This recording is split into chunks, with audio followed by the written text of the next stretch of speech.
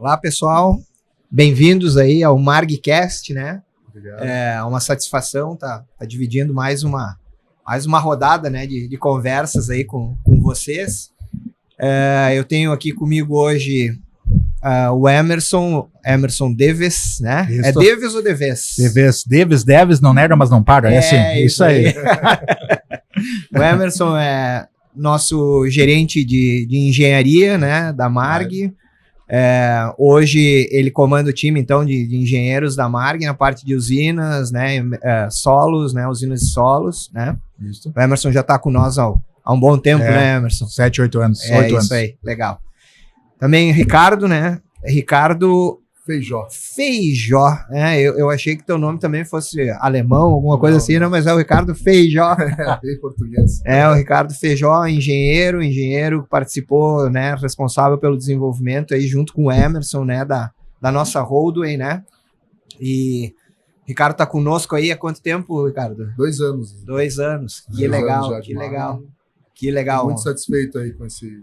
Que bom, isso é um privilégio. Exatamente, uma bela aquisição para o time, né? Isso é bastante importante a gente falar, né? Porque senão muitas vezes a gente se envolve no dia a dia, mas realmente vocês dois, né, estão fazendo um excelente trabalho. Então, nós estamos aqui para falar em termos de tecnologia, então, da nossa Holdway, tecnologia aplicada, né, no desenvolvimento, no projeto, né? A gente sabe que a tecnologia hoje, todos os produtos necessariamente trazem, mas nós vamos falar especificamente da tecnologia aplicada no desenvolvimento do projeto, também do projeto da Holdway, naquilo que a gente hoje enxerga como diferencial, né? E eu já vou abrindo aqui, né, pro Ricardo diretamente começar a nos falar, então, né, da Holdway. Ricardo, o que tu vê hoje como como o maior diferencial hoje da Holdway, né, juntando quesito de comparativo com o mercado, né, e tá agregado também ao desenvolvimento, né? Por favor. Perfeito, Ezequiel. Eu acho que o nosso grande diferencial foi que a gente fez uma pesquisa de mercado, um benchmark bem elaborado no início desse projeto, e ali a gente já definiu quais eram os requisitos que a gente tinha que cumprir para a gente realmente ficar no topo, né? Ficar extremamente competitivo com todas as demais e ficar até, né, um pouco acima ali, oferecendo um pouco a mais do que alguns concorrentes vêm oferecendo. Então, ali a gente já viu o quanto a gente precisava, quantos silos, qual a capacidade do silo, o que era obrigatório a gente ter, o que era dispensável, né? Então, a gente foi bem assim, moldando de acordo com o que os nossos concorrentes estavam oferecendo. Um segundo passo foi a gente ver o que os nossos clientes estavam pedindo. Então, os nossos clientes tinham algumas demandas em relação ao nosso modelo anterior, das 120 toneladas, por exemplo. Então, a gente veio pegando essas demandas e trazendo para a nossa máquina para implementar. Eu acho, não sei se o Emerson pode complementar aqui claro, em qualquer momento. Por favor. Mas, então, eu acho que isso é um grande diferencial. A gente fez a máquina para ela ser extremamente competitiva, mas também para atender todas as demandas que a gente tinha dos nossos clientes finais. Certo. Eu contribuindo, Ricardo, e muito bem colocado, a gente entende que a construção, ela vem de fora para dentro, porque é o cliente que nos requisita. A gente tem que construir uma máquina que a gente tem que preservar os nossos valores e a nossa inteligência, mas a gente tem que entregar o que o mercado está solicitando, né? Então, isso muito bem colocado para o Ricardo, esse benchmark que a gente fez. A gente trouxe toda essa gama de ideias, a gente filtrou todas essas ideias e a gente viu o que era possível fazer e a gente fez com a maior assertividade. E aí, contribuindo, né, Ricardo? A gente trouxe uma usina que atende às normativas, que atende às normativas tanto ambientais como de trafegabilidade. A gente está dentro de um requisito de muito mais próximo de editais, né? E isso exige muito do desenvolvimento, né? Então, é uma usina que ela tem uma altura reduzida, ela tem o comprimento e a largura aceitos pela trafegabilidade, mas principalmente pela altura, porque tem muito viaduto que a usina não teria capacidade de trafegar, e entre outras coisas.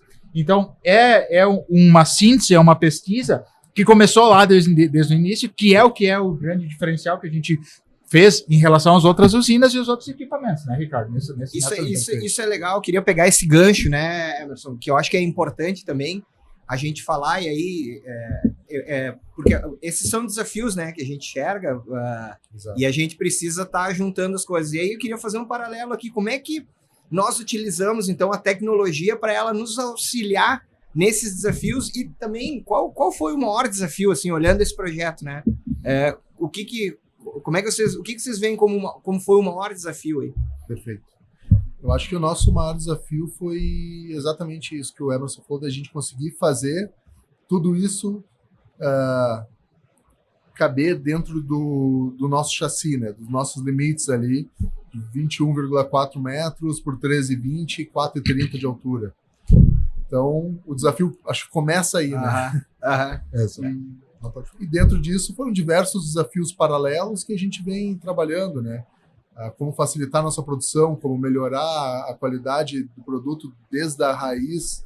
Então, o uso de corte laser, um cuidado especial com a pintura, a nova identidade visual, foram diversos fatores, então, que foi um crescimento, vamos dizer assim. Nesse projeto Roadway tiveram outros mini desafios que a gente teve que se adequar e para trazer o resultado do produto final, que eu sempre digo, é o estado da arte, né? E eu acho assim, né, Emerson, eu acho que, né, contribuindo também aí com os desafios, né, o nosso formato hoje, se a gente for comparar talvez com a concorrência, né, o nosso formato, e aí eu também gostaria de ouvir de vocês justamente essas aplicações, né, da tecnologia nesse conceito, né, de nos ajudar com essas variáveis. Sim.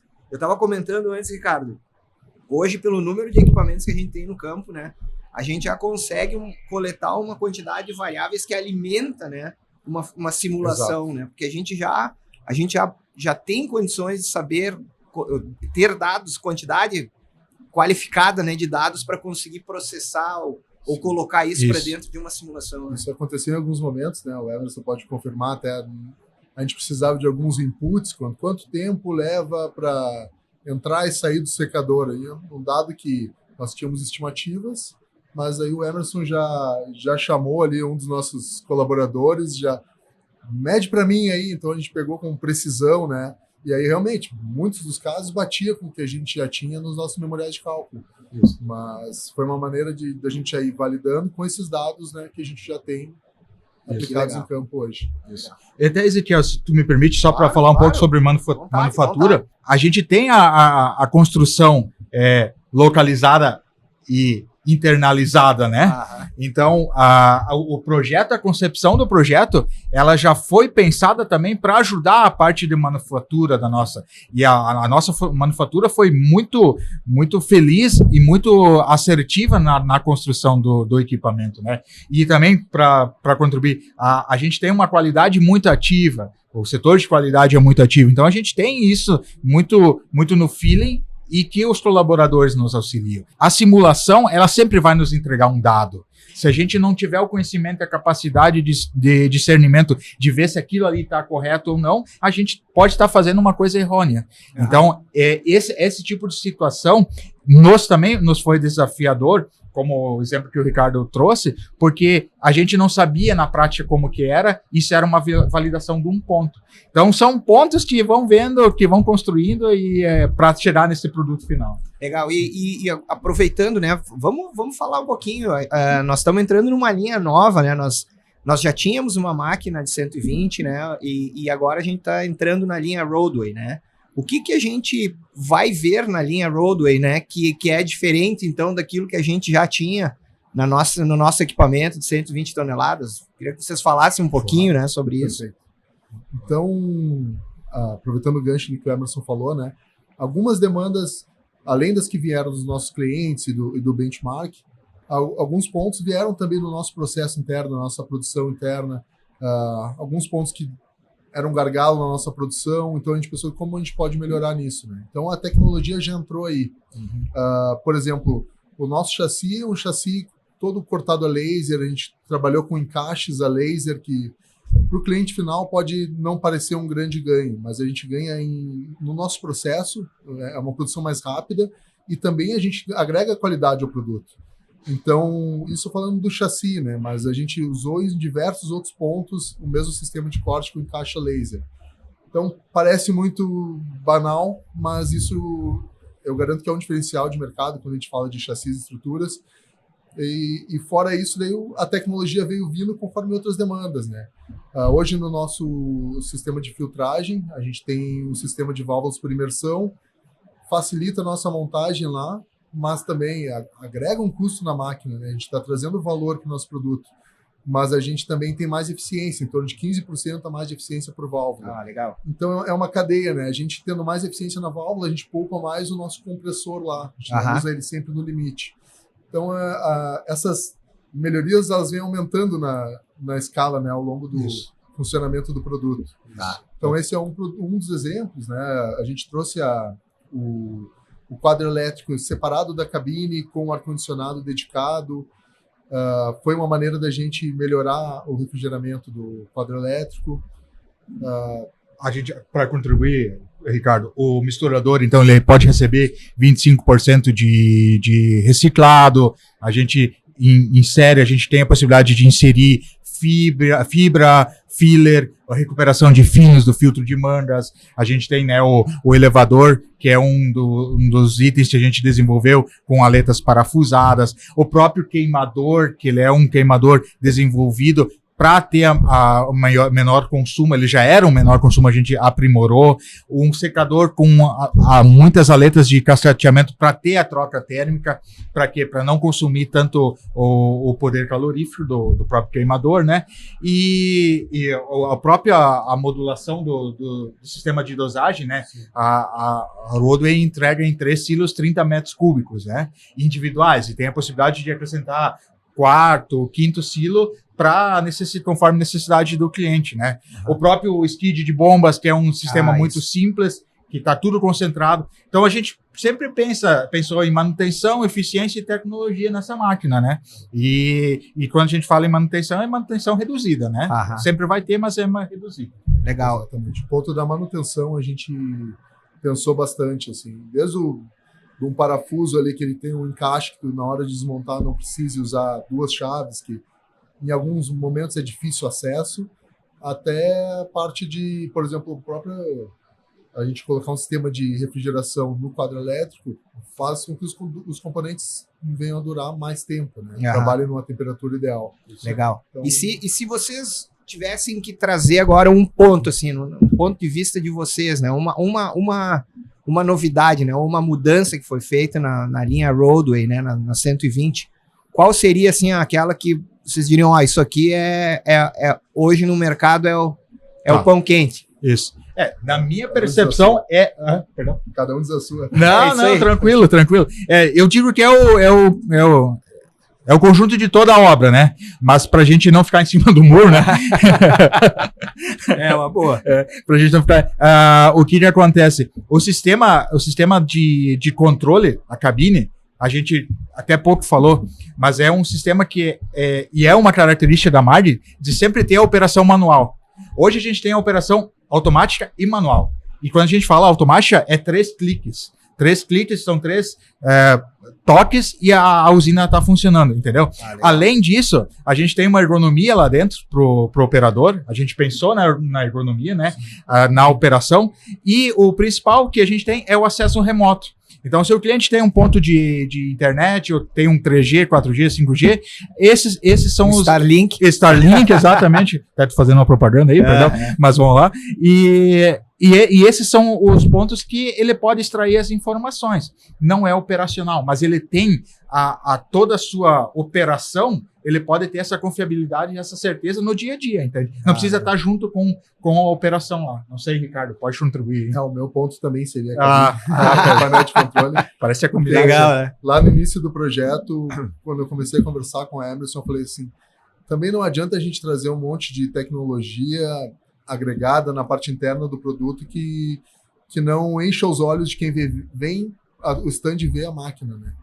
Então a cabine eu acho que é onde o pessoal vai entrar e vai ver grandes modificações. Exatamente. Então a gente fez todo um trabalho de desenvolver um novo painel, um painel exclusivo da Marg. Isso. Foi uma pesquisa longa ali, né? É o cockpit. É o cockpit. É aí que é onde que brilha os olhos, e aí toda a usina está magnífica, mas ali é que está a maior concentração e a maior tecnologia está embarcada ali, né? Legal. A gente tem toda uma tecnologia de nova pesagem, então isso é importante também dizer, porque a gente tirou um cenário e está incrementando outras possibilidades. Né? Legal, gente. A gente está indo para o final aqui. Então, agradecer a Emerson, muito obrigado. Ricardo, muito obrigado aí. Acho que a gente aqui trouxe um pouquinho, né, parece... É meio difícil a gente conseguir traduzir o trabalho aí de 2 anos, né, de desenvolvimento aí em poucos minutos, mas eu acho que deu para dar uma visão legal. Então, agradeço vocês. E para maiores informações, né, o pessoal pode procurar com a nossa área de vendas, nosso site. Isso. E convidamos aí a participar do podcast, o nosso Margcast. Vamos estar aqui no stand, né, até quinta-feira, né, na Paving. Todos estão convidados. Isso aí. Muito obrigado, pessoal. Valeu.